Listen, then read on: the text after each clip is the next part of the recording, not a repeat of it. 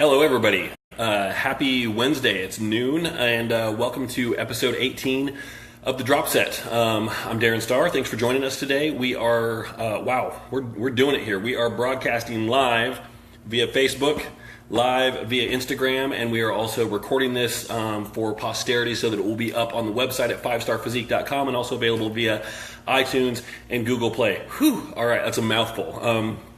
Trying a few new things here. So I've never done this, never done Instagram live before. So we'll see how it goes. There's a lot of comments potentially that I could be watching here. So if I see them, I will I will see if I can address anything. But I do have the attention span of a gnat at times, so it might be a little easy for me to miss. So we've got a lot of stuff to go over today. I've actually got 3 topics on tap for today, which is my first time trying to cover more than 2 things at once. So we'll see how it goes. It might force me to be a little bit more brief on everything, or this might end up running for an hour and a half.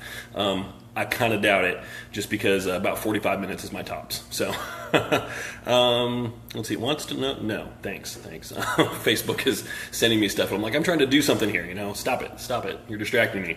Let's see. Let's just recap what's been going on for the week. So I had a couple people competing this last weekend. That always makes for an interesting weekend for sure, especially when you've got clients competing in different time zones, different states, etc. It makes for a crazy day on my end here. You can see how things turned out. I think I posted stuff on Instagram and Facebook both. I've started being a little bit more active on the social media side of things. I've resurrected a YouTube channel that I had ages back, which never really amounted to much. I did get one video that has about 400,000 views on it and a whole bunch of others that have like 20 and 30 views. So I think I struck a nerve on that one. But I'm going to be throwing up a ton of workout videos in the coming weeks and months, trying to build a little bit of a library online. So I'm just putting some of the things in place now to help those be a little bit more professional looking. That's the idea there. So we'll see how that goes. I did put up a full video. It was about 7 minutes long of a chest workout that I did on Sunday. That's up on YouTube actually. So the YouTube, again, it's like youtube.com/c/Darren Starr. If you just search for my name, you'll find me up there. I need to work on getting those links put into the website as well. I did a video review posted on Facebook actually of this Real Good pizza that I tried out. And in summary, I would say not necessarily false advertising by name. But I don't know if it was real good. It was real tolerable pizza. The idea being it's high protein, low carb because the crust is made of chicken and Parmesan cheese. And as my wife said, she's like, meat crust pizza. She says sarcastically. It wasn't bad, but boy, it sure did not really cook up right. I tried a couple of different ways, and it just was like soggy, wet napkin crust. But at the same time, my theory is it's really hard to fuck up pizza. So it was okay. Hard for me to really make a recommendation on that, though. New videos are all over the place. I did one that I posted to Facebook yesterday that'll find its way up onto YouTube by the end of the week, which was doing a front squat with lifting straps. One of the things, when I have clients do a front squat, almost invariably, I would say, 60-70% of the time, I get questions like, how can I do this effectively? Because I don't have really the requisite wrist flexibility to pull it off, which is a fair assessment. I don't either. So I use a little hack that involves lifting straps. So if you go onto Facebook, you can see that in action. So yeah, it's been a busy week for sure. I'm kind of trying to step things up and just get a little bit more content up there for everybody. Plans on the progress on the workout plans that I've been talking about for a while. It continues to progress, going a little bit faster now. So hopefully we'll see some things manifest out of that shortly. So yeah, that's the week in a nutshell. So we'll have a new poll up on the website within, I would say, an hour of this recording being finished. The results from the last poll are up, and what I asked was, when I go into the gym to lift, I go in with a plan, or I go in and wing it, or I meet with a trainer and let them tell me what to do. That was not a popular option. Apparently, a lot of you guys don't meet with trainers in the gym. So most people, 80%, said they go in with a plan, which, as a coach, brings a little tear to my eye. That's good. I like it. I don't know, maybe those 80% were clients of mine going onto the website and voting. Only 20% said that they wing it, which, I would put myself in that category more often than I probably should. A lot of that's just because these days I'm going in partially for my own workout and partially just because there are certain things that I need to video and certain things that I need to record. So a lot of it is determined by necessity, what I hit, not necessarily what's necessary for me, but what's necessary for, the people that I'm working with, people that I'm working for, basically. So that's the poll. I wanted to touch quickly before we jump into the topics of the week as well. This may count as the weekly rant, which, I'm a pretty nice guy. I'm pretty chill. I don't rant about a lot. If you go onto YouTube, you can find all kinds of dudes who will go on just pompous, pretentious rants about whatever, stuff that nobody really cares about. But they just are angry people, and they need to get it out for whatever reason. So my rants are probably a little bit more controlled. I'm not going to be yelling at the screen or anything like that. So if you're looking for that, sorry, it ain't going to happen. But the topic would be the passing of Rich Piana, which happened this week. So previously it was Dallas McCarver. This week, Rich Piana. The rant, though, is on the public reaction. So I get that he's a public figure. He's in the media. He is, a controversial figure in the industry. But at the same time, he has died, and there are people in his family, in his circle, that are having to deal with that and go through, a very rough time. So my statement would be a request to everyone out there to just chill out. Stop with the speculation. It doesn't help. When you need to know something, somebody will issue a statement. And in the meantime, just be better humans. Don't use somebody else's passing as an opportunity to voice your opinion on the matter. It's just not really appropriate. So I promise I will stop being a parent now. I will stop scolding everybody because that's not really my place. But nonetheless, it does upset me when something like that happens, and then everybody's just like, oh, well, I think it was because of blah, blah, blah. I'm like, shut up. Nobody cares what you think, and you don't know anything anyway. So you can speculate all day long, but ultimately it's just gossip, and it doesn't help anybody. So there you go. End of rant. I got through that with no yelling, and I think everybody is better for it. So we've got 3 topics to cover today in depth. So let's just dive into the first one here. So I have a handful of clients who work out in home gyms. And I get a lot of email in through the website, and I start discussions with people who they're looking to hire a prep coach, and they say, yeah, so I don't work out in a gym, I work out at home. And I will tell you, my immediate reaction is this. I'll go for the camera. For Facebook now. So that's my first thought when somebody says they work out at home. So the pros and cons of that, there are some very valid reasons for doing it. There are some also, I would argue, there are more valid reasons for not doing it. So the first thing is, the obvious stuff. With a home gym, you've got to have the space for it. So, that's something that, if you've got the space for it, great. If you don't, that precludes you from even being a part of this discussion. So you've got to have the space for it. It's an investment. So if you're looking to save on gym membership fees, equipping a home gym is not the way to go, because if you can do that and actually save money, I'm talking in the short term. In the long run, if you're working out for 20 years and paying, your $40 a month to a gym over the course of 20 years, sure, that's going to add up. You can afford a home gym, but you're also losing space in your house, and there are other factors as well to consider. So it's an investment. If you can outfit your gym in such a way that you are saving money in the short term, you are not really outfitting it appropriately, I would argue. The quality of equipment matters. So that being said, I know that there are people who train out in the desert with, just welded pieces of metal, and, I've seen the gyms built out of wood, etc. But that's adding a degree of difficulty into the process that is already difficult that isn't really necessary. So, you can do more with less, but boy, it's a lot easier to walk into a gym and have everything in front of you and say, oh man, I've got options, rather than saying, okay, I have these 3 pieces of equipment, now how can I get in an effective leg workout with this? It's very difficult. So there are certain body parts that are easier to hit in a home gym. This is all, of course, depending on how well equipped it is.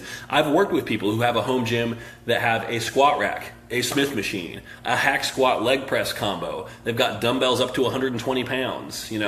Great. They've got a leg extension, leg curl combo machine. Awesome. Some of those things, they're a little dicey as far as how effective they might be. The movement, the range of motion paths may not be super effective or optimal, but you can still you can piece something together. So the question is, do you want to fight against that and try to get something that feels productive, or do you want to go into a quality gym where everything is there for you and there's less burden on you to be creative and figure out ways to do stuff? Some people enjoy that. They enjoy the problem solving. For me, as a coach, if somebody's going to work out in a home gym, I will tell them straight up, I wouldn't recommend it. It's adding to the degree of difficulty, but usually that conversation is pretty pointless because I'm talking to somebody who's already invested in and put together a home gym.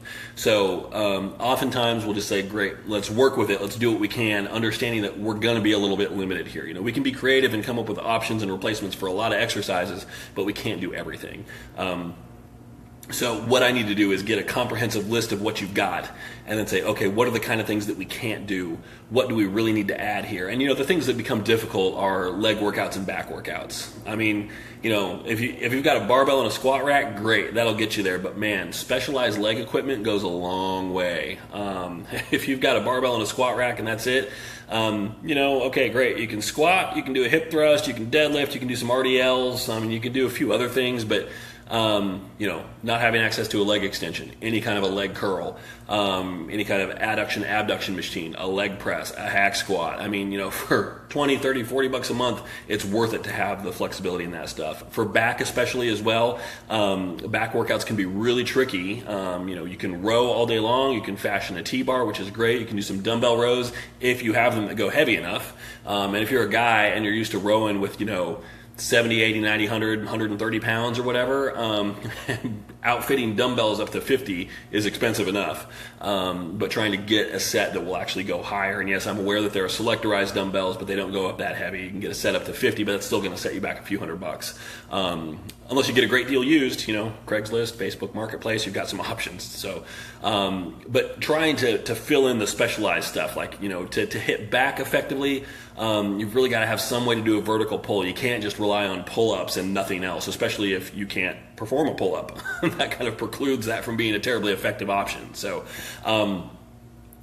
ultimately, you can accomplish a lot with some creativity, but from a programming perspective, it's very difficult to then, come up with those creative options and then explain them to people in a way where they're like, oh yeah, I get it. So, it's not that I'm opposed to the challenge, but it's an added degree of difficulty that is not particularly useful.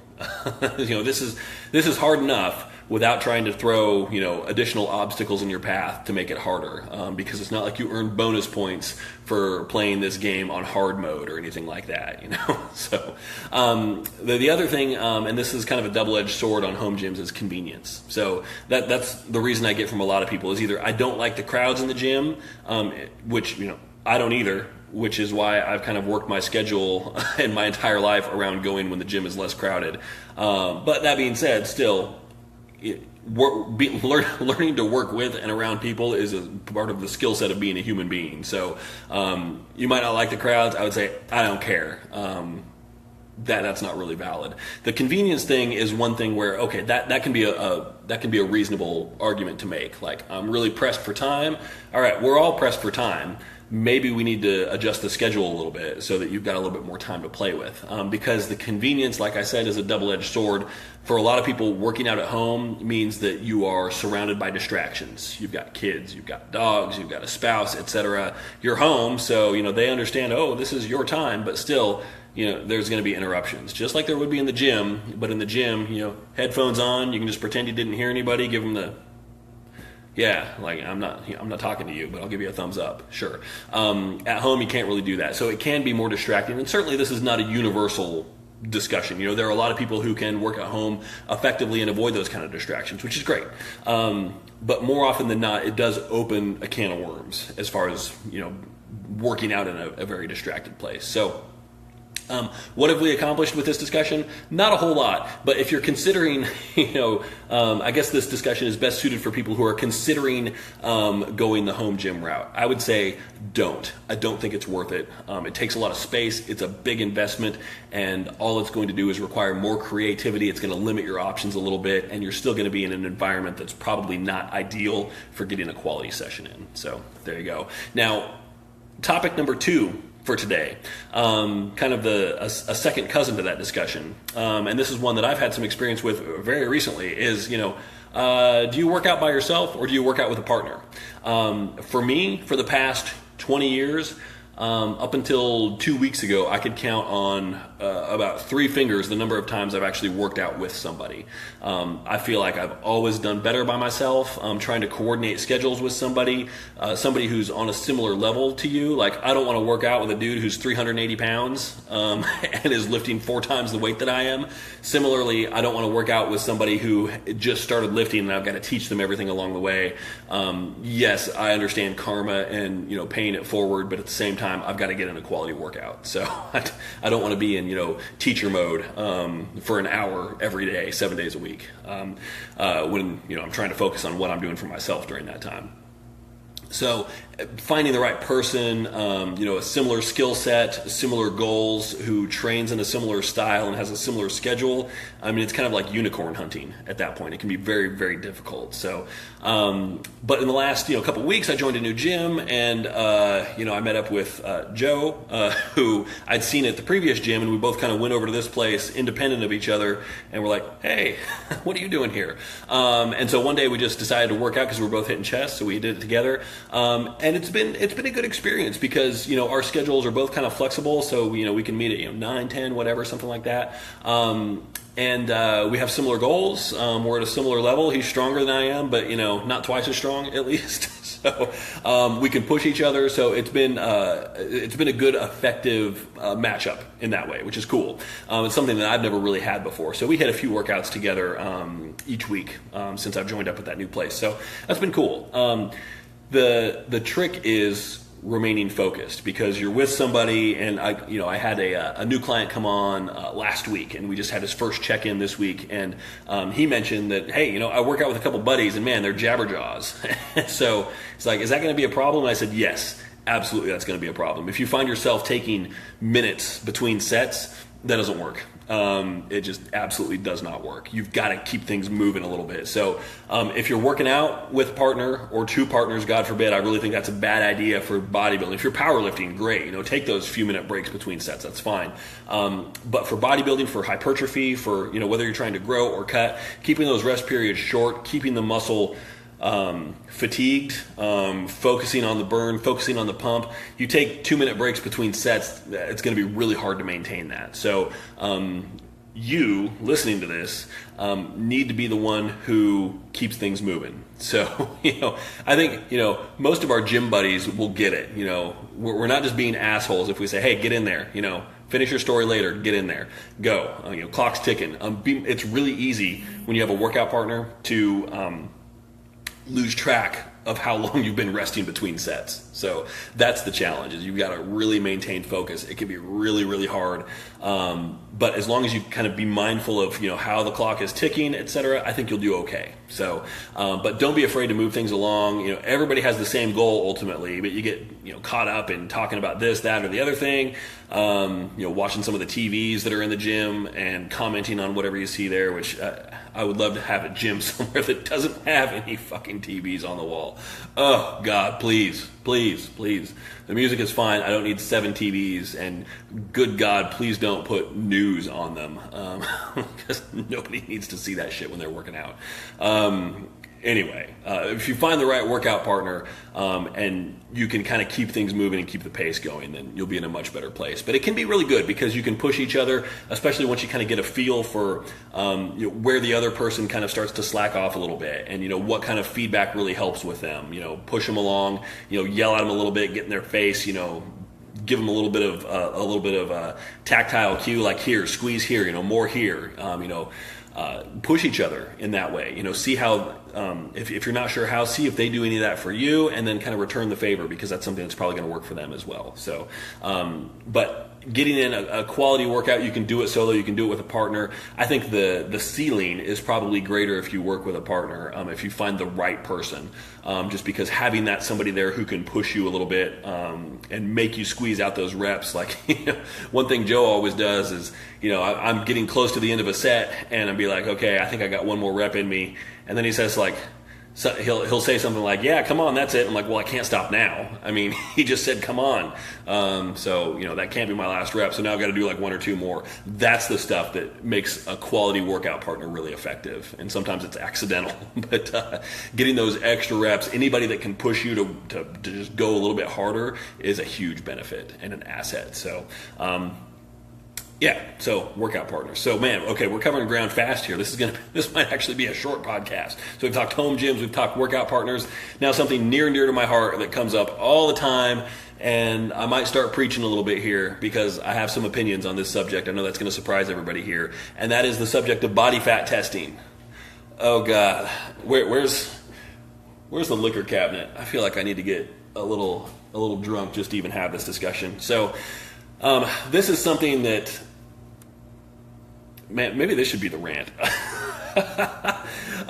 Body fat testing is probably one of the subjects that, any of my clients who are listening who have asked me about this before, I apologize. This is not directed to you personally or anything like that. This is a subject that annoys the hell out of me more than anything else, because it just doesn't matter. It is a number that, in the best of circumstances, is an approximation. So, big picture, what are we looking at? Body fat testing, it will tell you, ideally, the percentage of your body weight that is adipose tissue. So, okay, that's great. So, how do we arrive at those numbers? There are several methods for testing. So, they range from what I consider to be the most accurate and most useful, which is the eyeball test. If you look like you're about 10%, great. And that is the one that is applied practically to bodybuilders as well. So the judges are going to look at you, and they're not going to look at a sheet and say, oh wow, his last body fat percentage testing was 6.2%. That's okay. And this guy over here was 7.4%. So obviously he's leaner. They're going to look at you and see what you effing look like. So when it comes to bodybuilding, you've just got to pass the eyeball test. That's the only one that matters. So I know what you're saying. You're saying, Darren, but we've got to have some way to gauge our progress. Yes, well, you do. During a prep, if you are doing it correctly, you shouldn't really be losing muscle. Now, if you're dieting recklessly, you're doing a ton of cardio, your training intensity has gone to shit, etc. Yeah, you could lose some. You're probably not going to lose as much as you think, just because muscle does tend to stick around. As long as you're, putting it under some kind of tension, you're making it work to some degree, you're feeding it semi-appropriately at least. You can certainly lose some if you go overly aggressive on some programming elements and don't have the requisite intensity necessary to, send the message to your body that, hey, we're using this muscle, we need to keep it. That's the main thing. Is just a drop in training intensity will tell your body that muscle isn't necessary, so we can use that for fuel. But if you have those elements in line and everything is working well, we can pretty safely assume, not 100%, but we'll say, pretty much most of the scale movement that we see is body fat. And, that over the long term. And in the short term, of course, we're tracking water retention and all that stuff as well. So, if we see the scale trending down, we can pretty much assume that the body fat percentage is trending down as well. So, what is the ideal body fat percentage to target? It's the same answer as what's the ideal scale weight to target. It doesn't matter. It's the eyeball test. Nobody's going to weigh you. Well, I mean, I understand that they do weigh you when you check in, but nobody on stage is going to be looking and say, oh, they're 132 pounds. No, they're looking at you. So as long as you look the part, then great. Now, as you're progressing, yes, we do need to track certain variables, but body fat percentage is not one of them, because it's not. Here's the key point. So this is the big home run. I'm swinging for the fences right now. Body fat percentage is not something you can measure directly. Anytime you get a body fat percentage reading, it is an estimate. The possible exception to that being a DEXA scan, which for most people is not something that they can do in a practical way on a regular basis. So, because for most people it's very expensive. So, but the methods for which you can estimate body fat, the most common one is, sadly the most common one is a bioimpedance tester, because you can buy one at home, a little handheld unit or built into your scale that is about, you can get one for $20-$30. You can get a more expensive scale that runs more expensive than that has that feature as well. That is horrifically unreliable. So now, I know I'm not the leanest guy in the world, but when I reached the end of my cut towards the end of June, early July, my scale was telling me I was 26% body fat. And yes, I had all of my information plugged in correctly. It knew how tall I was, it knew my age, it knew my gender, etc. But it said 26% body fat. And it's like, eyeball test? No, it was more like 8 or 9.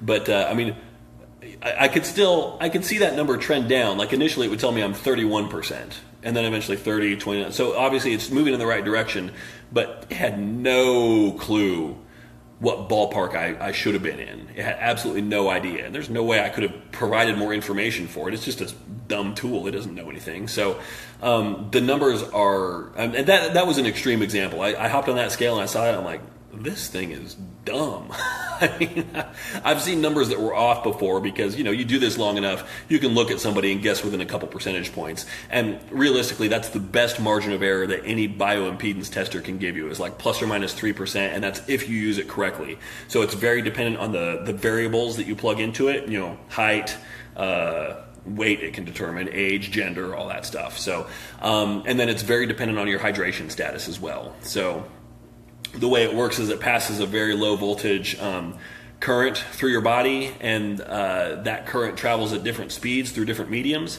So based on the timing it takes for the current to go, and because typically you're holding it with two hands or you're standing on two sensors on your feet, the time it takes for that current to go from 1 foot or hand through your body to the other foot or hand, it can determine based on that speed the approximate breakdown in your body tissue. So imagine the math and the calculations and the physics that go into determining that, and you can start to see where the margin of error could potentially start to get very high. So under ideal circumstances, and that is very dependent on hydration status, it's like plus or minus 3%, which means if you're really 12%, it could say anything from 9 to 15. That's a big range. You can do better than that with your eyeballs. So not super valuable there. So bioimpedance is the most common one for sure.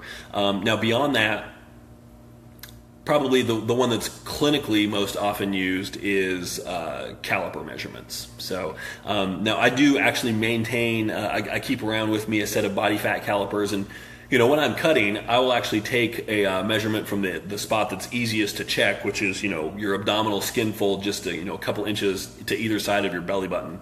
And for me, that's an area where I tend to gain it there first, but I also tend to lose it there first, or at least pretty quickly. So when I check those measurements, and what I'm doing there is,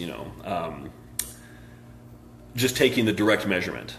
So when you use calipers, what you're doing is pinching the skin, and then pinching the calipers around the skin fold that you've pinched, and then it gives you a direct reading, and that's a reading in millimeters, like how thick is that skin fold, basically. So in doing that, you get a direct measurement, so you can kind of see the distribution throughout your body, which is similar to what a DEXA scan will show you also. It can show you where you hold most of your fat. Like you can pinch your quad, and it's like 4 millimeters. Great. You pinch your abdomen, it's like 11 millimeters. Oh, okay. I hold more fat around my midsection. You pinch your bicep, and it's a 3. Tricep, it's a 9. So you can get all of that as a curiosity. As we know, because we've talked about this before, there's no such thing as spot reduction. So it's not like knowing that will allow you to approach your diet or your training any differently. If you take skin fold caliper measurements from all over your body, and you find that your abdominal one is the biggest one, and your reaction is, oh, I need to do more ab training, stop right now. And let's go back a few episodes, and there was something about spot reduction somewhere back. Basically, just no, you can't. That has no impact on your body fat loss. So you just need to continue to diet, continue to do cardio, continue to train, everything, and the body fat will come off. Where it comes off from first and last is all about your genetics. So don't fall into that trap. Don't say, I know for women, a lot of it's like, I've got all this tricep fat here, so I need to do more tricep work. No, you just need to get leaner. That's all there is to it. You just need to lose fat. So, by all means, sure, hit your triceps, but it's not going to help that. So with calipers, the trick is to take direct measurements, here, there, wherever it's convenient. When you're doing it yourself, there's only a few spots that you can really pinch and get an accurate reading on. Record those and then watch how those numbers trend down over time. So what you're tracking there is not your body fat percentage, but just your skin fold readings in certain areas. So now let's say we wanted to take some assembly of those skin fold readings and turn them into a body fat percentage. What's the process for that? So, typically the process is you plug them into a formula somewhere, and it will tell you. But digging into how those formulas are created, and I've done this before, and I've built spreadsheets that will do the math for me. If I just plug in, a 3-site test, 5, 7-site, 9-site test. There's all kinds of different formulas out there for different arrays of, where the measurements are taken and how many direct measurements you actually record. So, when you look at how those formulas are broken down, what they all do is all those direct readings are put into a formula that gives you an estimate of your overall body density. And then that body density number is plugged into another formula that will estimate your body fat percentage. What that means is that you're taking a direct measurement that, let's be clear, does require a little bit of skill to get correctly. Even with calipers, I will, because I would do it first thing in the morning when I woke up, and so I'm all groggy in there. I'm like, pinch, caliper, 6. Okay, wait, it was 4 yesterday. Let me try it again. Oh, there's 4. Okay, 5, 3.5. I mean, small little variables in where you grab that skin fold and how hard you pinch the calipers. They can make some big differences. They can make a big change in what the reading comes out as. So, you've got to understand that you're starting with a number that is imperfect, and then you are plugging that in a formula to get an estimate, and then you're plugging that estimate into another formula to get another estimate. So from somebody with a statistical and engineering background, that's bad. I don't like the quality of that data. That is not good. I would rather go with just the original, possibly imperfect measurement and track that. Rather than rely on the other formulas to spit out estimates of estimates. So if you're going to do it, that's what I would do. And I do actually think that is a fairly valuable tool if it's something where, and again, it takes practice. So it is like everything that we do here. It is a skill that will improve over time. But using the calipers in that way is the most effective way to use them. So another common method is hydrostatic weighing. So this would be like the dunk tank or also the bod pod. They use very similar mechanisms from a mathematical standpoint. So basically what you're trying to do there is you're getting a volume measurement for your body. That volume measurement can be combined with your mass, your scale weight, to determine your body density. And then again, that body density number is plugged into a formula which will estimate your body fat percentage. So there is certainly some margin of error in that volumetric reading, and then you're plugging that number, which again may be a little imperfect, into a formula to estimate body fat. So it's not quite as unreliable as calipers with how much margin of error gets introduced at each step of the process, but it's still not great. It's not great. And the best example I had of that is, a woman that I knew previously who was a competitor, not a client of mine, just a friend, and she was getting ready for a show. She was very lean, for sure. She was competing in figures. She was nice and lean. And she went and got weighed in a hydrostatic tank, or measured in a hydrostatic tank. And she came back and said, I'm 3.28% body fat. No, you're not. you're lean, you're like 8%. So ever since then, I've been very, very skeptical of those numbers, just because there's certainly operator error involved. I'm not going to say that they're all going to be that wildly inaccurate, but nonetheless, the potential for that inaccuracy is there. And as a coach, what I don't want is for somebody to get a reading like that is lower than they expect and be like, all right, I'm golden, when they're not. Which, that's not typically going to be the case. Usually you get a number like that and you're like, all right, cool, let's see what we can do. Let's push a little harder, because you're still trusting the eyeballs first, right? The eyeball test. Or conversely, you get a number and it's higher than you expect, and then you get really defeated. That happens very frequently, I can tell you. I get, almost most of the time, when a client comes back and they'll share a report from me of body fat estimate tests that they had done, it's always higher than what they expect for whatever reason. So, and it can be disheartening, but at the same time, it's like, that's a number, and nobody cares what that number is. It says something on the page. You can make up another number completely, and probably get people to believe that. So, as long as you look the part, that's the only thing that really matters. So, what we want as competitors, what I want as a coach, is I want quality data that will help me make better decisions on how things are working. And people often say, you don't use the scale to judge your progress. Why not? Yeah, you do. You absolutely do. Because all things being equal, most elements of your body should be relatively consistent. Your organ mass is going to be consistent throughout your prep, I hope. Unless you lose a kidney or something, in which case, you've got bigger problems to worry about.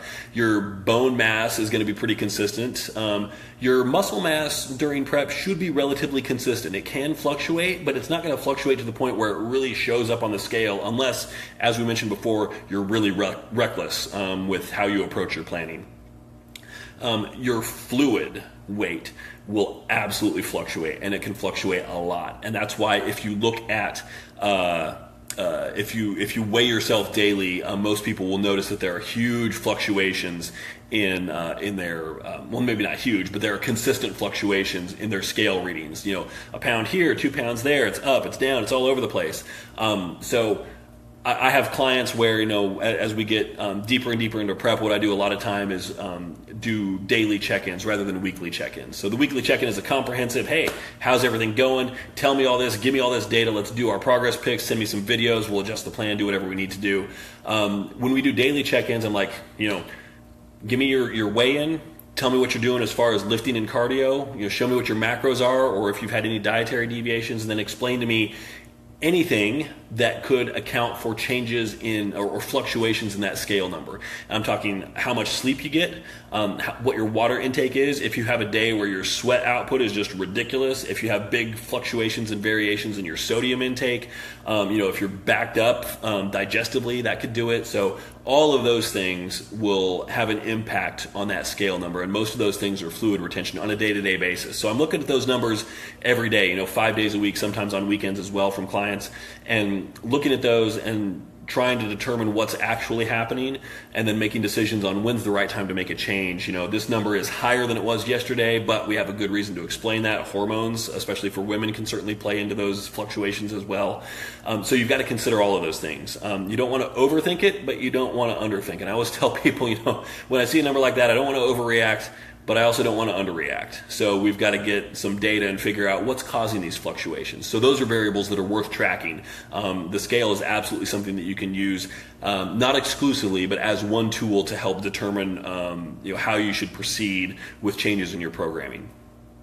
Direct skin fold caliper readings can be helpful, assuming that the skill level, as I said, is at kind of a base level to where we feel like we can rely on those numbers a little bit. Other than that, I'm looking for more qualitative information rather than quantitative. Circumference measurements, not particularly helpful. If you think you can fudge a skin fold caliper and be like, 5, I don't think so, I'm going to squeeze a little bit harder. Oh, look, it's 4 now. Great. Circumference measurements, you shift that tape around a little bit and you can really fudge that number. So I never trust those ever. I put 0 weight into those unless I can actually take the measurement myself. It's if you want to talk about some potentially very unreliable data, that is some very unreliable data, circumference measurements. So we track the scale, we track some skin fold calipers, which can be useful, and then it's the qualitative stuff beyond that. show me how the workouts are going. Let's see some videos. Let's see if the intensity is still there. Talk to me about your appetite. Talk to me about your energy levels. Let's look for signs that you might be overtraining a little bit, which happens rarely in prep, just because of the nature of what a typical workout split's going to look like, where you're training a body part one day, and then for the rest of that day, for everything else on that day, everything else is resting. So it's difficult to overtrain unless you do a bunch of whole body stuff, or if you're really in the pit as far as macros and diet goes, or if you're really doing an absolute boatload of cardio. It's difficult to get overtrained, or if you're just doing it for too long. Like if you're in prep for 26 weeks, that's going to redefine the word suck for sure. So those qualitative things, very useful, energy, signs of overtraining, appetite, how do you feel in general? What's your sleep like? Those are things that are worth tracking, and those are things that don't fit nicely into a spreadsheet necessarily. So they're variables that are a little more enigmatic, a little harder to track, but there's tremendous value in tracking those just to kind of stay on top of everything. I've certainly worked with people who we get all the signs and we're like, okay, we're moving along here, but wow, I think if we give your body a week off from cardio, that's going to, it may feel like a step back, but it's going to help us take the next 10 steps forward. So that's something that's worth exploring for sure. So those are the things that are worth tracking. Body fat percentage, again, nobody's going to know what that is when you're up on stage. Like I said, look at that guy, he's 6%. Oh, he's way too fat. Oh no. I mean, no, they're going to say he doesn't look lean enough. You've got to look the part, which means the eyeball test is the important one. So, yeah, I think that's about all I have to talk about. I managed to get through that whole topic without requiring alcohol to do it. So, victory for me. All right, so we covered a lot of ground this week. Talked about home gyms, workout partners, body fat testing. I had a little mini rant. We're going to have a new poll up on the website shortly as well. Check that out. Vote on it, 5starphysique.com. Look for some changes on the website soon. Look for some growth on the YouTube channel. I'm going to continue to post to Facebook. That's facebook.com/5starphysique. Instagram as well, @5starfit. So once again, I'm Darren Starr. Thank you very much for joining, listening. I really appreciate it, and I hope everybody has an absolutely fantastic week coming up, and I look forward to chatting with you all next week. All right, we're done recording. So thanks everybody for watching. I appreciate it. Enjoy the rest of your day.